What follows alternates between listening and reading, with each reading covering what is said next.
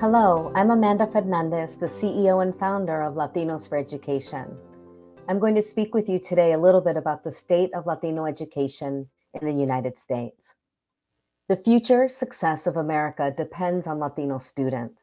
It's because we represent such a large population in America's public schools today.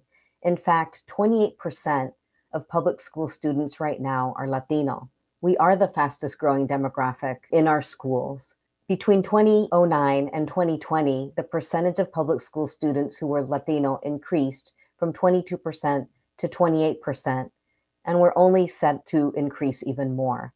By 2060, 32% of children in the US will be Latino, and 1 out of every 3 students in public education will be Latino.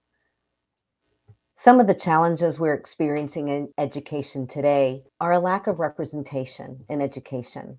Many Latino students never see a teacher or principal that shares their culture and experiences.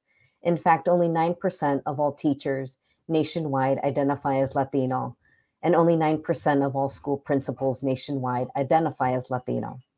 This lack of representation impacts our students. When they don't see someone who looks like them in their classrooms or in their schoolhouses, our students and families don't feel as connected or understood in their schools.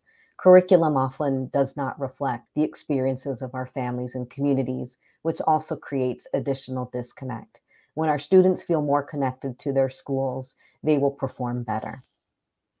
Latino students face opportunity gaps early on in life.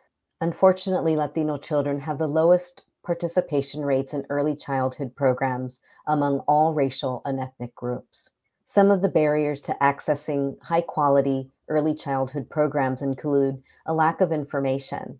Far too often, our Latino families don't know, not only how important it is that their children start early childhood programs, but that they even exist. So this lack of information, I think, is really easily solvable. Underinvestment is another issue. We are not investing enough in early childhood programs across the board, yet it's such a high need for our families all across the country. We underinvest in our educators in early childhood by not paying them adequate salaries. Limited schooling options for young learners in predominantly Latino neighborhoods presents this problem as well around the inability to access early childhood programs. So we go from early childhood to high school. Progress has been made on high school graduation rates, but gaps do continue to persist in college attainment. The good news is the high school graduation rate for Latino students increased from 71% in 2010 to nearly 82% between 2018 and 2019.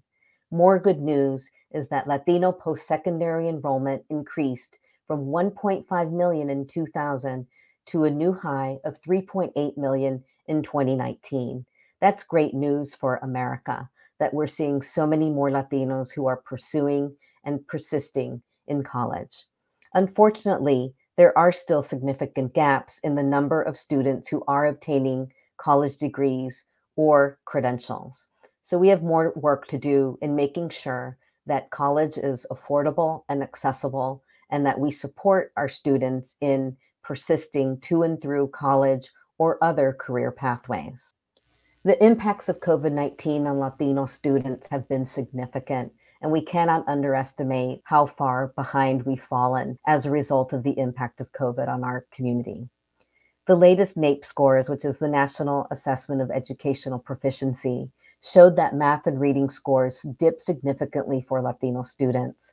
In fact, in math, we've gone down 8 points. In reading, we've gone down 6 points. And we've seen a decrease in Latino college enrollment. I think that's across the board, but that's a big challenge that we have, in that COVID prevented many more students from enrolling into higher education. The other piece to this, and why this is happening, is because of the mental health impact on our community. In fact, during COVID, Latino families and students cited mental health challenges as one of their biggest concerns as they experienced dealing with COVID. So where are we today?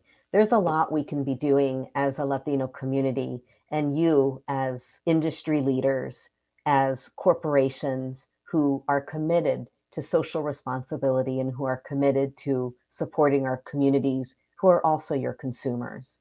My challenge to you, my call to action to you is to get involved in all stages of the educational experience for our students and families, from early education, K through 12, and higher education. There are many roles you can play by providing scholarships, by supporting programs that are underfunded in our communities, by being engaged community partners that ask our students and families in our schools, what do you need from us? How can we help? They will find many ways in which you can become involved. And I hope that you join us in doing that, because the future of our country resides within the success of the Latino community. Thank you.